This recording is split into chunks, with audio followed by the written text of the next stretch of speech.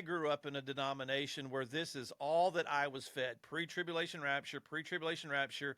You're not going to have to worry about the tribulation. You're not going to have to worry. We're going to be out of here, out of here, out of here. Meanwhile, I'm watching Christians be persecuted and suffered for their faith in China, in South Africa, in Russia, in North Korea. I'm reading about how Jesus' very own disciples died, how they were killed for their belief in Jesus and for their stance for the gospel. They were beheaded and crucified upside down and skinned and all these things. And these were Jesus' closest friends that he handpicked.